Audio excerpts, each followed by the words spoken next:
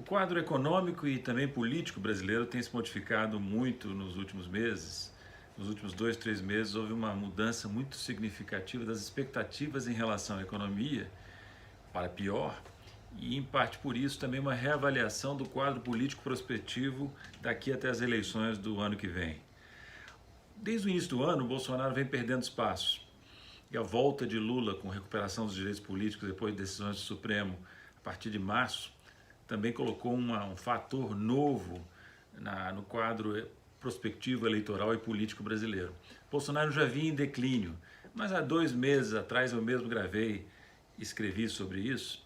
Há 2 meses atrás ainda parecia possível que ele voltasse a se recuperar, que ele estivesse atravessando um ponto baixo em termos econômicos e políticos e pudesse aproveitar uma certa recuperação da economia brasileira, o avanço da vacinação, para se colocar numa posição mais competitiva para o quadro eleitoral de 22 e disputar, portanto, com chance a reeleição. Felizmente, esse quadro hoje parece muito menos favorável ao Bolsonaro do que era apenas 2 meses atrás. A situação econômica internacional continua com pontos positivos, mas sofreu certa deterioração com o avanço da variante Delta afetando a Ásia, afetando também os Estados Unidos e outros países desenvolvidos. A perspectiva de que isso possa vir a ocorrer aqui no Brasil também está gerando preocupação. E o governo se mostra muito mais atabalhoado do que mesmo seus defensores poderiam imaginar. Não consegue organizar a sua política econômica, a sua política social, é cabeçada através de cabeçada. Conseguiu comprar no Congresso o adiamento ou o afastamento da chance de impeachment, mas não consegue efetivamente governar. Veja-se, por exemplo, a barafunda que se criou em torno da reforma tributária do imposto de renda, né? É um projeto que foi encaminhado ao Congresso, desfigurado no Congresso, o governo não sabe coordenar a negociação no Congresso, não se mostra capaz de fazer isso, a área econômica do governo não se mostra capaz e, portanto, sofre o governo mais uma derrota, né? Então o quadro hoje é um quadro em que, sim, a economia deve continuar se recuperando, mas não se espera que ela cresça de forma muito expressiva, pode crescer talvez 5% esse ano, o que em parte é um resultado de um carregamento estatístico na estatística interanual, mas deve crescer muito pouco no ano que vem.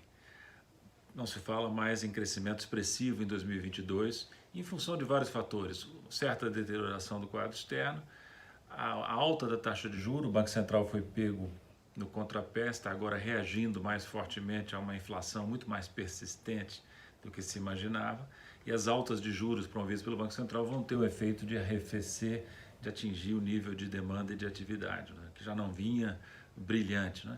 Então nós temos desemprego muito alto, dificilmente o desemprego irá ceder de forma apreciável no curto prazo. No prazo que vai daqui até as eleições, o desemprego deve continuar muito alto, isso já era previsível, mas a inflação tem sido surpreendentemente alta. A crise hídrica também tem sido surpreendentemente grave, afetando o custo e até talvez a oferta de energia elétrica para a economia, né? Então todo o quadro que se configura é um quadro que tem sido chamado até de tempestade perfeita. O governo perdendo espaço, não consegue se recuperar, não consegue organizar uma reação convincente e se aproxima da eleição enfraquecido. O Bolsonaro pode ser tosco pode ser despreparado pode não ter condições de ser presidente mas esperto ele parece ser. Já percebeu que tem chances muito menores agora de se reeleger do que parecia possível há algum tempo. E já está preparando o plano B, que seria, diante de uma derrota eleitoral, arrumar alguma confusão para tentar se manter no poder.